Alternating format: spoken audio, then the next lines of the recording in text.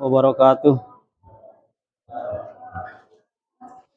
Alhamdulillahirabbil alamin alladzi khalaqal mauta wal hayata liyabluwakum ayyukum ahsanu amala wa huwal azizul ghafur.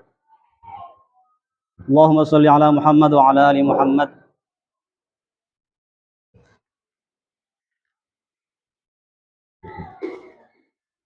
Segala puji bagi Allah, Tuhan yang masih memberikan kita kesempatan untuk berbuat baik di usia kita yang tersisa ini.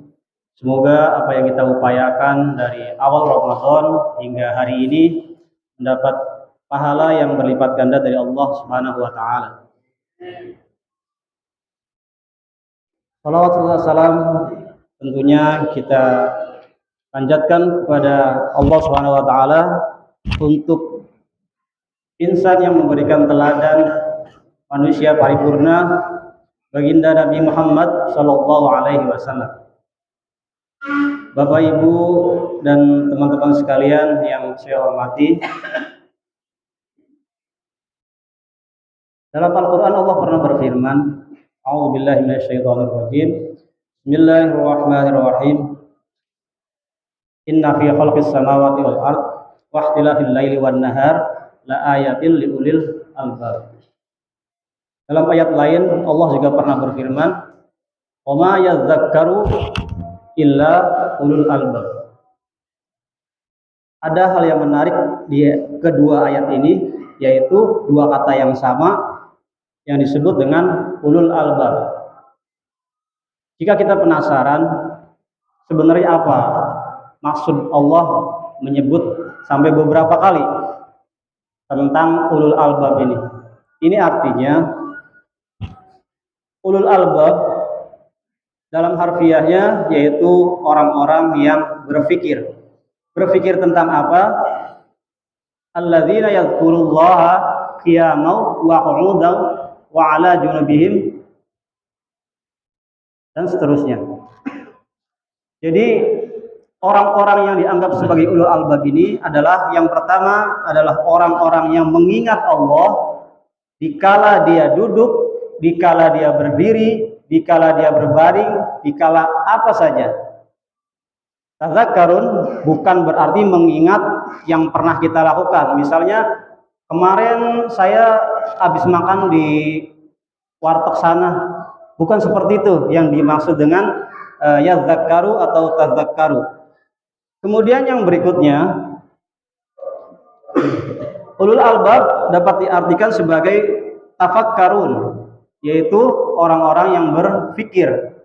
Kenapa Allah menyebutkan ulul albab ini berulang-ulang kali?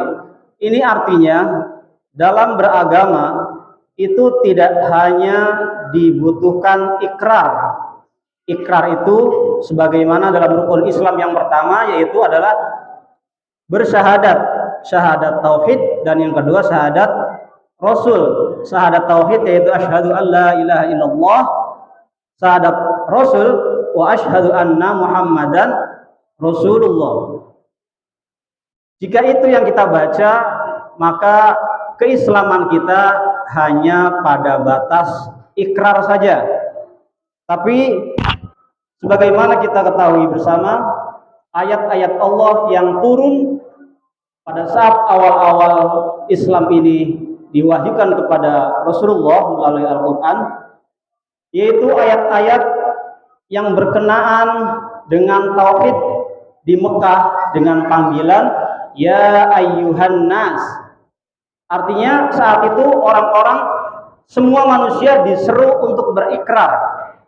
Tapi kemudian ketika Islam ini sudah sampai di Madinah, maka ayat-ayatnya tentu saja berbeda panggilannya. Di antaranya seperti bulan yang sekarang kita jalani ini, panggilan utamanya adalah ya ayyuhalladzina amanu, bukan lagi ya ayyuhan nas.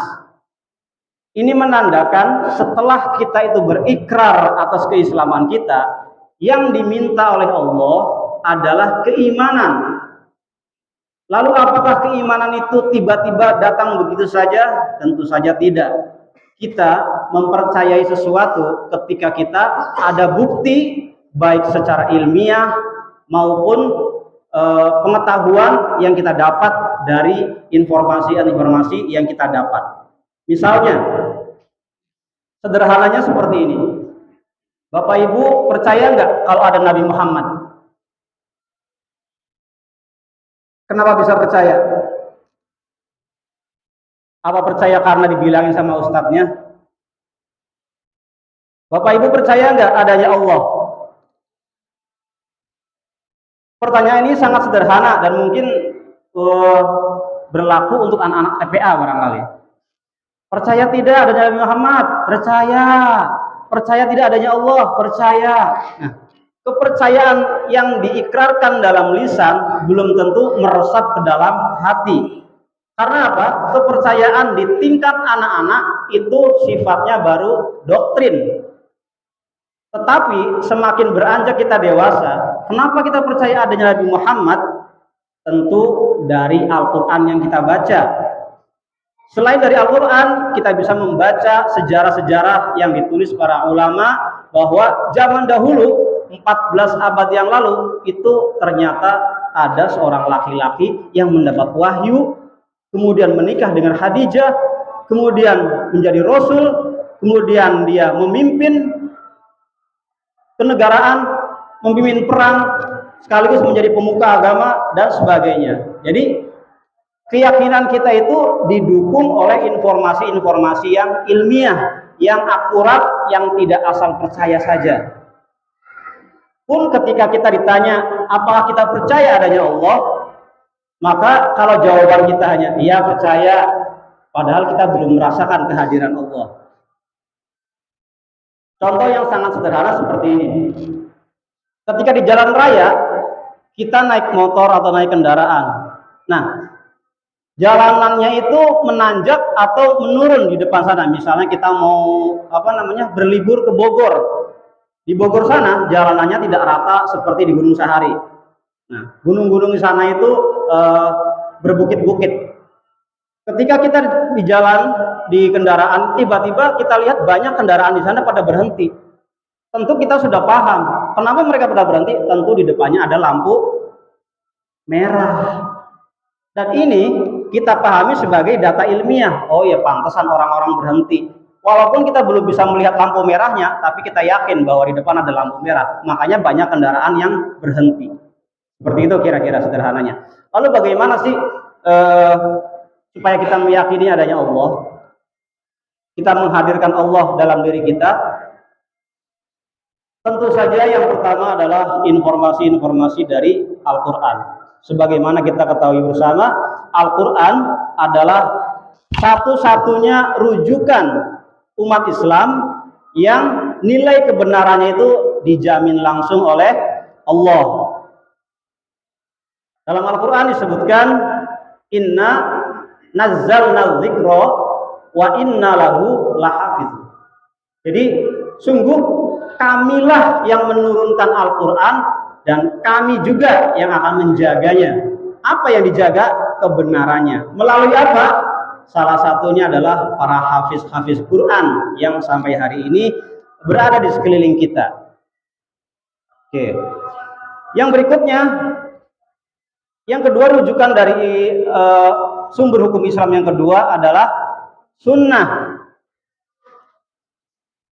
Orang-orang terkadang ada yang tidak sinkron, membedakan antara sunnah dengan hadis. Perbedaan ini sebenarnya sangat nyata.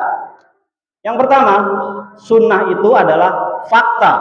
Fakta di mana perilaku, perkataan, keteladanan yang pernah Nabi Muhammad berikan kepada kita semasa hidupnya. Sedangkan hadis artinya apa? Hadis adalah karya tulis para ulama melalui kitab-kitabnya yang ditulis 200 tahun setelah Nabi wafat. Ada rentang waktu yang sangat jauh. Kalau Al-Quran ini Allah sendiri yang menjaminnya, sedangkan hadis, karya ulama ini belum pernah diverifikasi langsung oleh Rasulullah. Kenapa? Karena ditulis sekitar 200 tahun setelah Nabi Muhammad wafat, maka verifikasinya ke siapa? Makanya di ulumul hadis atau ilmu-ilmu hadis, ada hadis yang A disahihkan oleh ulama hadis yang satu di status hasan, bahkan ada yang statusnya dhaif, bahkan maudhu. Kapan ini dimulai?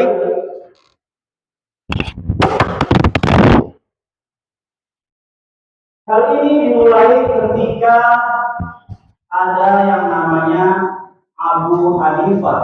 Abu Hanifah ini berada di negara Irak. Abu Hanifah ini berusaha mengumpulkan rujukan-rujukan Islam melalui metodologi bil ra'yi, yaitu dengan apa? Dengan akalnya. Kenapa dengan akalnya? Seperti saya sampaikan di awal tadi, firman Allah bahwa sesungguhnya dalam penciptaan langit dan bumi dan pergantian siang dan malam itu terdapat tanda-tanda kekuasaan Allah bagi orang-orang yang berpikir. Makanya Islam itu sebenarnya buat orang-orang yang mau berpikir saja. Kalau yang nggak mau mikir, Bapak Ibu sendiri bisa menjawabnya. Oke. Yang berikutnya, setelah Imam Abu Hanifah ini tidak menuliskan karya tulis. Tapi kemudian berikutnya yang menuliskan karya tulis berikutnya adalah Imam Malik. Nama lengkapnya Imam Malik bin Anas. Beliau menuliskan kitab fikih yang disebut dengan Al-Muwatta. Disinilah awal kali ulama-ulama mengumpulkan karya-karya hadisnya melalui penelusurannya sendiri-sendiri. Abu Hanifah dengan cara bil ra'yi atau dengan akalnya, kalau Imam Malik itu dengan cara penelusuran teks-teks periwayatan yang ditelusuri di kota Madinah, karena Imam Malik ini tinggal di kota Madinah. Berikutnya siapa? Seperti yang kita kenal, muridnya Imam Malik adalah Imam Syafi'i. Imam Syafi'i menuliskan kitab fikih yang disebut dengan Al-Um. Di sini rangkaian hukum-hukum fikih disebutkan di sana. Kemudian muridnya Imam Syafi'i yang disebut dengan Imam Ahmad bin Hambal menuliskan kitab yang namanya Musnad Al-Kabir.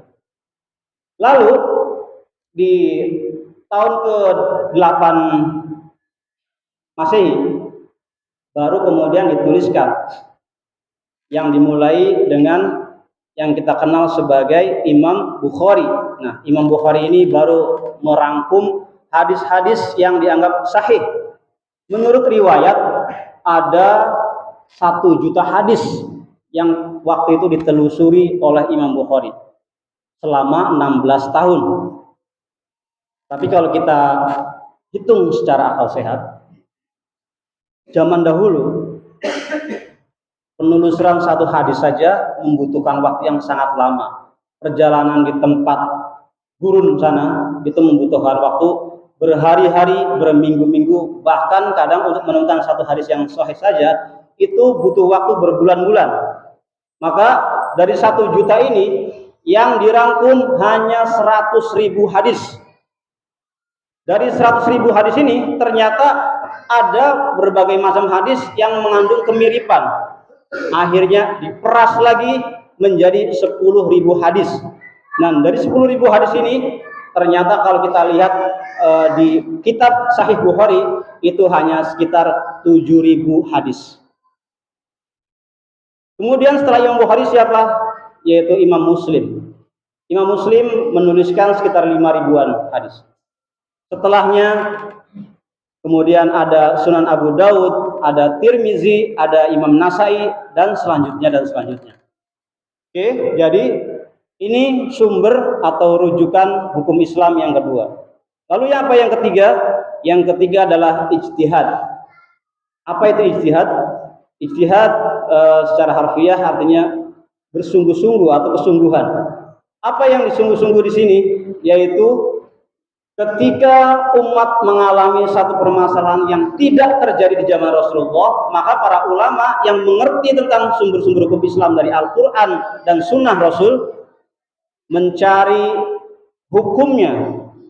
Contoh, dahulu di zaman Rasul itu tidak ada yang namanya bayi tabung. Betul Bapak Ibu ya? Belum ada. Lalu sekarang dicari hukum bayi tabung itu apa? Ada yang cangkuk jantung di kedokteran, ada yang, nah bagaimana? Ada yang cangkuk hati pula. Nah di situ tentu ada banyak perdebatan. Kalau misalkan seorang muslim hatinya rusak, kemudian dicangkuk dengan hati orang non muslim, apalagi misalnya orang Yahudi atau Nasrani yang hari-harinya itu hatinya dipenuhi dengan kedengkian kepada Islam, bagaimana nanti kalau dicangkukkan hatinya itu ke dalam orang Islam? Ini tentunya menimbulkan kontroversi, maka diperlukan ijtihad para ulama.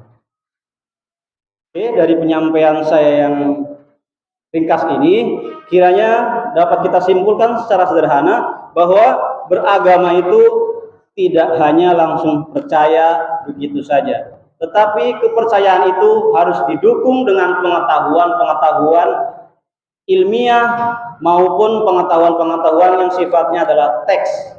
Teks itu seperti kita baca di Al-Quran. Maka saran kepada Bapak Ibu semuanya, termasuk saya pribadi, jika kita rajin membaca Al-Quran, tolong jangan dibaca Arabnya saja, tetapi baca juga terjemahnya, supaya fungsi Al-Quran itu menjadi benar-benar sebagai fungsi sebagai petunjuk, bukan hanya sebagai bacaan. Kalau bacaan sama dengan Quran, bukan Quran namanya, tapi hanya sekedar bacaan.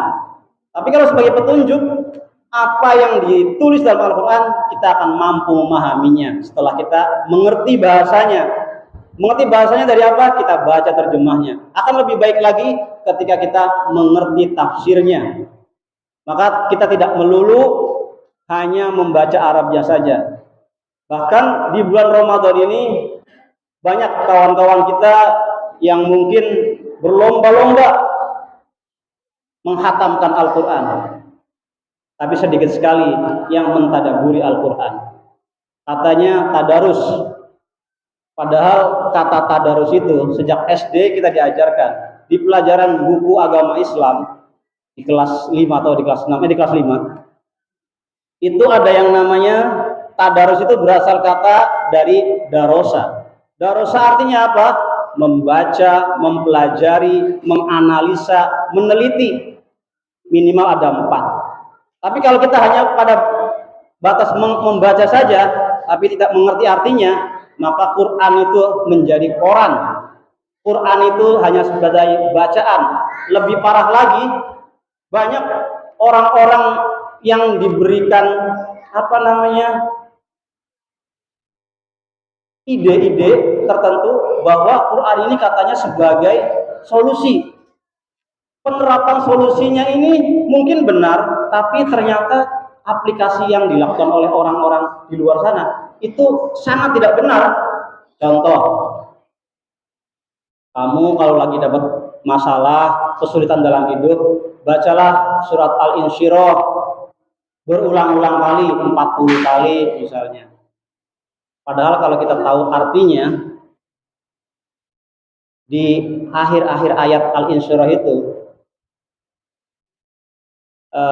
alam nasrah laka sadrak wa wada'na anka wizrak allazi anqadha dhahrak wa rafa'na laka dzikrak fa inna ma'al usri yusran inna ma'al usri yusran. Bahwa kata Allah, bersama kesulitan Allah sudah menyiapkan kemudahan. Nah, ayat-ayat ini yang harus kita pahami sebagai ayat-ayat motivasi. Jadi ketika kita menemukan kesulitan dalam hidup, maka kita harus cari tahu jalan keluarnya, bukan baca ayat ini 40 kali tiba-tiba masalah kita hilang begitu saja. Al-Quran itu bukan jimat. Al-Quran itu bukan kata-kata keramat. Al-Quran ini adalah petunjuk. Bukan aku lagi sakit, baca ini beberapa kali, entar sakitnya tiba-tiba sembuh, cling. Emangnya film-film sulap. Jadi beginilah, Bapak Ibu sekalian, kiranya hanya ini yang bisa saya sampaikan sebagai motivasi kita bersama, supaya tingkat keberagaman kita dalam menempuh ajaran Islam ini tidak hanya sekedar ikut-ikutan, tidak hanya sekedar mengimani saja, tapi kita juga belajar mengetahui bagaimana pada puncaknya kita tuh beriman dari pengetahuan-pengetahuan yang kita dapat. Karena apa? Kata Allah, jangan sampai kamu ikut-ikutan kepada hal yang belum kamu ketahui. Sesungguhnya pendengaran kita, penglihatan kita, itu akan dimintai pertanggungjawaban, bukan hanya ikut-ikutan. Demikian, wa'afu minkum, wassalamualaikum warahmatullahi wabarakatuh.